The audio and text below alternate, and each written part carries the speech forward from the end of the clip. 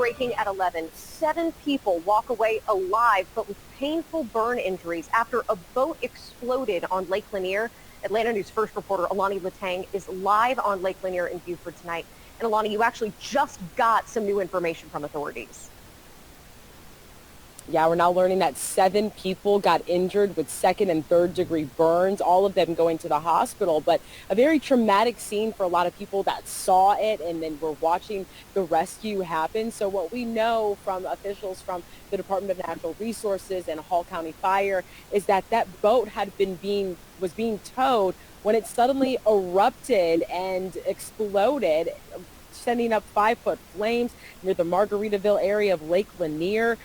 They say that the tow operator actually rescued all of them, and people, again, just describing that horrifying aftermath. Officials say they range in ages from just 5 years old to 45 years old. Again, it was very hard for witnesses.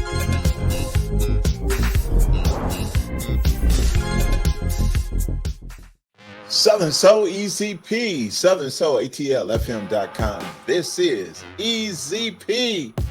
Thank you for all of your comments on the videos. Man, we've got some real hot show for you tonight.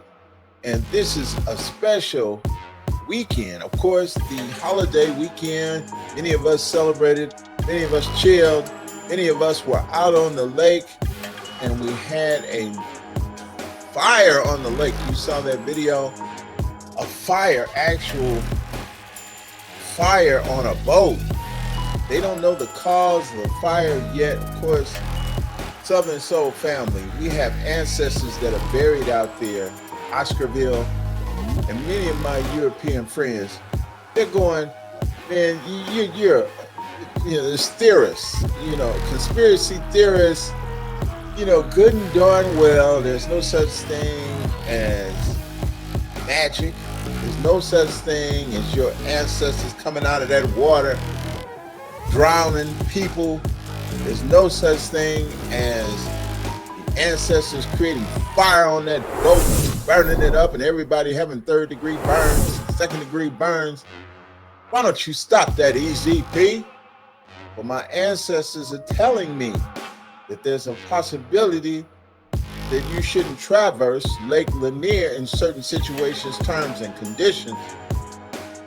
It's just one of those stark realities, and I need a different perspective. I do have a different perspective. Mr. Mac Beats. Welcome. Hey. Yeah, I've been hearing that for a while. It's always been a part of the lore of Atlanta that you don't go to Lake Lanier for it. And it's always been one of those things that people have talked about. And many people know that it was a land grab. It was eminent domain. They tried to make people leave. They tried to make people go. So eventually they just slaughtered people. And then they overfilled the whole town with water. And that created the Lake Lanier area. So it's almost like it sounds good. It sounds like a story. It sounds like a really fun movie that I would go and see about the ghosts or the spirits of the people who died there coming to take vengeance upon the living, the people who drive boats on their graves. And it sounds fun in theory, like a nice little series. But the truth of the matter is are we really being humane by driving boats across people's graves? That's the point. Are we really being humane people, just as not talking about black, white, whatever. I'm talking about just as human people with red blood running from one point to another and then back again.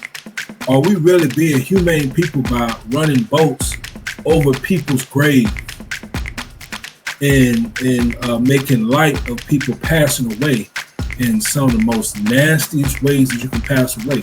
Many of those people were strung up. Many of those people drowned when their town was flooded. And some of those people were never prayed over. Usually when someone passes away in a hospital or in a place or in a home similar to that or something like that, they would be prayed over. before we give them their rights and put them in the ground. But these people weren't prayed over because they were slaughtered. So it's a spiritual aspect to it as well. Are we happy about the people who haven't been prayed over and driving over their bodies with boats? It seems like it doesn't bother us enough. That's the point. But there has been for years, there's been a lore in special Atlanta culture, in hip hop culture. There's been a lore that you don't go there and get in the water and frolic, because that is in fact somebody's resting place. Man, you hit it right on the head. I want to say rest in paradise, citizens of Oscarville, Georgia. And you have us in our thoughts and prayers. We think and we honor you, and that's the reason why we're talking about you right now. And I know most of us that are seeing this video, especially my European friends, they really don't understand. They don't really get it. However, we get it. We do understand. And I think we just need to have more regard, more respect for their final resting place. There's black and white people that go up there and do that. That's right. Black and white. We don't have enough regard for ourselves, if we're gonna put it that way, because just as regular people, that's why I said earlier, just as people with blood running from one part to another, what if it was your grave site? What if it was your grandparents or your parents or your sister that passed like that got drowned, and then everybody's driving over it and frolicking and having fun over where your people are. So it's just something to think about. I've never been there myself, so I don't know exactly how much fun everybody's having over where people live at, but it's just something to think about. How much fun is it? It's a big, pretty huge lake.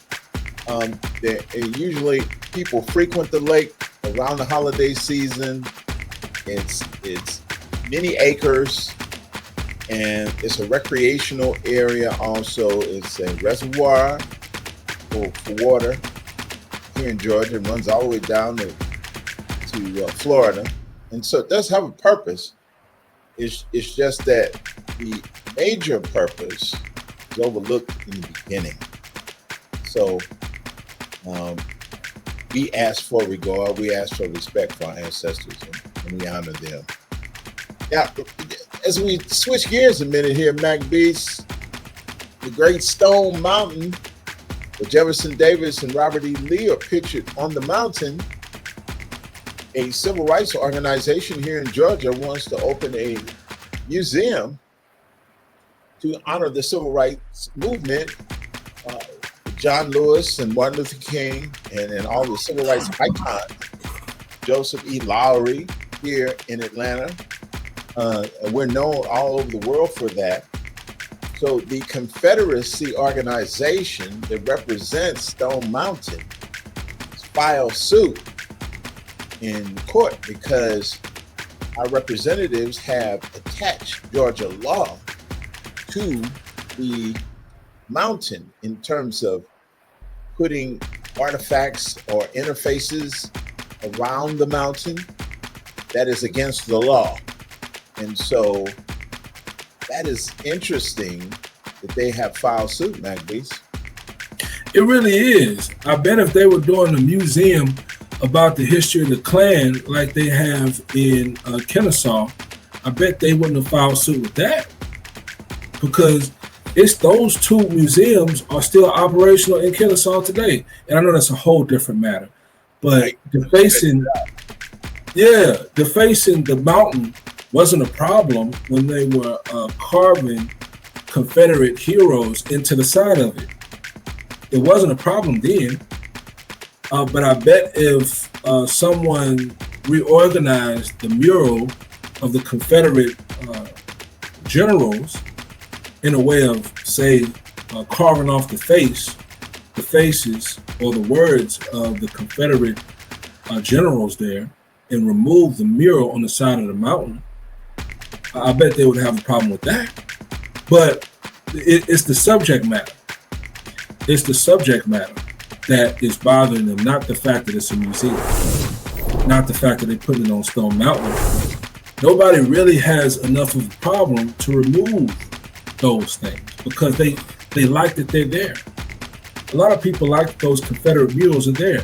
It reminds them of the fighting spirit to fight change and to fight actually making room for people who have been oppressed, taken advantage of, killed, slaughtered, stuff like that. So it makes people, it has nothing to do with their heritage because they're going to say it does, but it really doesn't. Let me tell you something. They know that stuff is not really their heritage. There are there are dozens of different groups that came to this area that we call the United States today. You have English, you have the French, the Italians, you have the German, you have the Dutch, you have all kind of different groups. And they have festivals year round, different groups that I just named. They have different festivals and they have peaceful, wonderful, fun looking festivals. I've never been, but I've seen them and I've seen pictures and I've seen videos, and they're great celebratory festivals. They have Irish festivals, all kind of good fun. They have a ball, and they should, because that is more of the heritage that they're talking about, more so than these Confederate leaders. These Confederate generals were losers in the war and enemies of the United States that turned their back on their country. They lost. They turned their back on their country and they lost. And they died, as they should. And they should be regarded by any forward-thinking person or any person with common sense as traitors to their country and enemies to the country. And we keep forgetting that Confederate soldiers were all enemies of the United States. But I always see, when I see a Confederate flag, I always see another type of flag along with it that's also an enemy of the United States, which was the Nazi Party of the Germans. They were also enemies of the United States, but we forget that part when they're marching along or when they do something like this. When the Confederates do something like this, where they fight civil rights museums and things similar to that nature, marches and protests, we forget that they actually are enemies of the United States because they serve a purpose that makes people want to forget about making room and giving some type of respect to more than one group of people. I think that's what it comes down to. Well, you know what, though, Mac? I'd like to go a little deeper in the history of the Confederate flag, and I know many people are not aware of this, but I do think the Confederacy, the Southern Confederacy, based on my research, was borrowed from the Confederacy. The Indian Confederacy had a very similar flag, and the Southern European Confederacy borrowed that flag from the Indian Confederacy. And so I do understand. See, and when you go back into the history, you start understanding a little bit. If you study it and you see it, you don't want your history erased. And I have empathy for that. Because our history, Southern Soul family, if you're getting something out of this video, I'm gonna tell you how I feel about this. Be sure and hit the like button, share button. It helps the algorithm get more videos like this to you. Now, I understand they don't want Jefferson Davis and Robert E. Lee's history erased. I get that, because our history was totally erased. Our history was white, clean. And so as a result of that, we have some of the situations we have today, not really knowing who we are, where we came from, or where we're headed. In many instances, many of us are very knowledgeable about where we are these days. Many of us have awakened. So I understand. I get what they're talking. I get what the Confederacy is talking about. They don't want the history erased. Likewise, consequently, we don't want our history erased either. And so there has to be a balance there, a common ground that I'm sure we can get to, so that we can take it all to the next level, Mac Beats.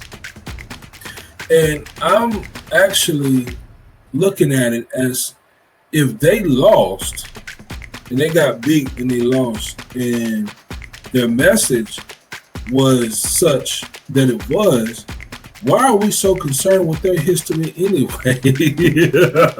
Why are we so concerned with that? Why are we so concerned with that? The reason why we're concerned with it is because the descendants are here among us, walking, working, living, breathing.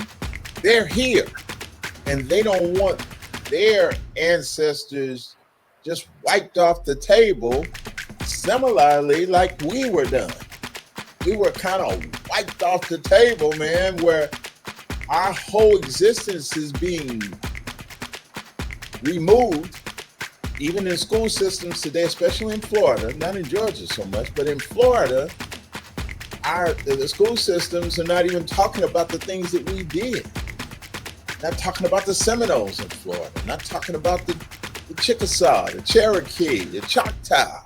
They're not talking about any of that. They don't want to talk about that because it really hurts their feelings to have to address the trail of tears and things of that nature with their young people. They don't want the young people to know that. I do kind of get it, you know. Let's switch gears a minute here. Mac Beast, we heard about Florida.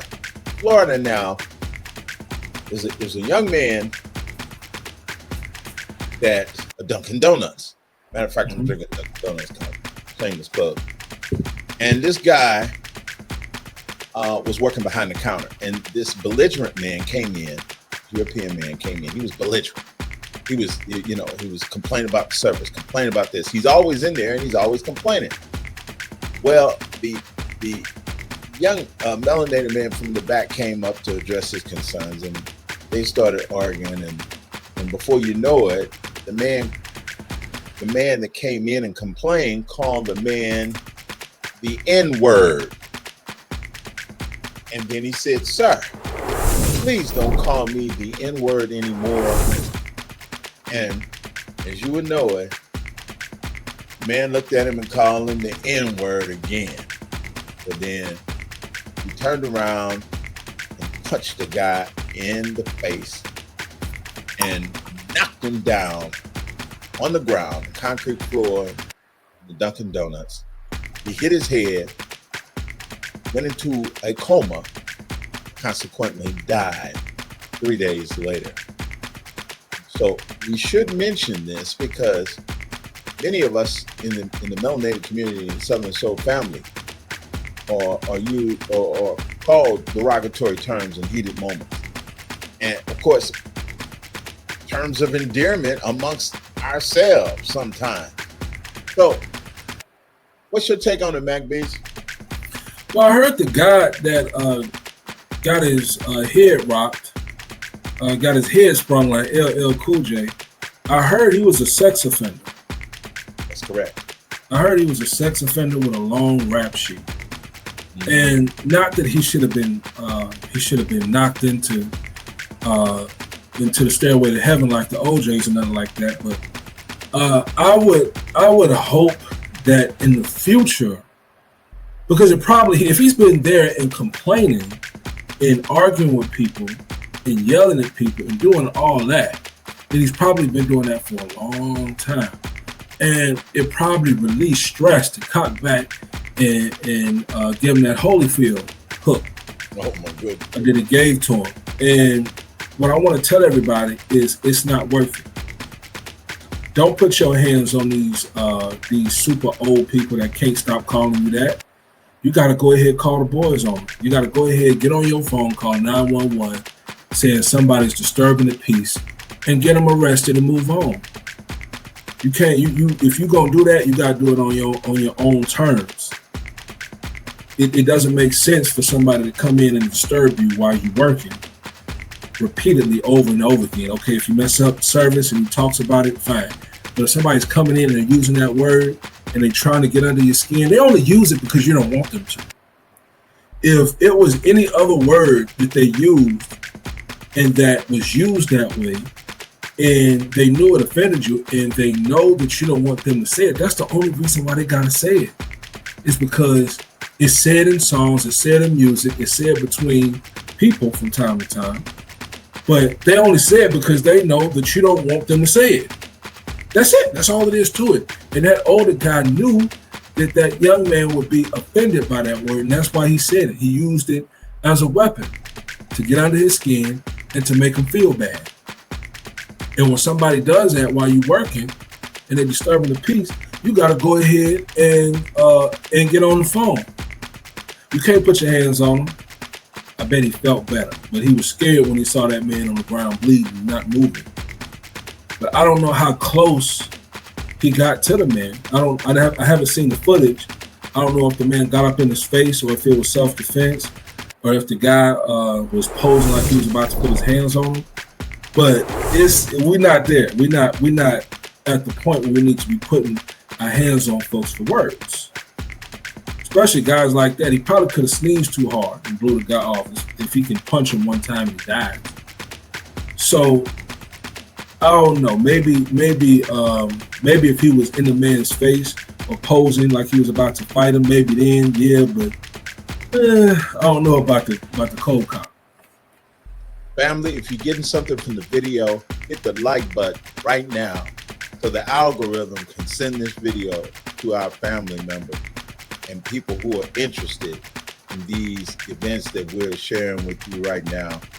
Consequently, what happened to that man is that he got a manslaughter charge, Mac Beats. Got a manslaughter charge. He was put under house arrest for 2 years for unaliving that guy for hitting him after he called him the N-word. So that was the end result.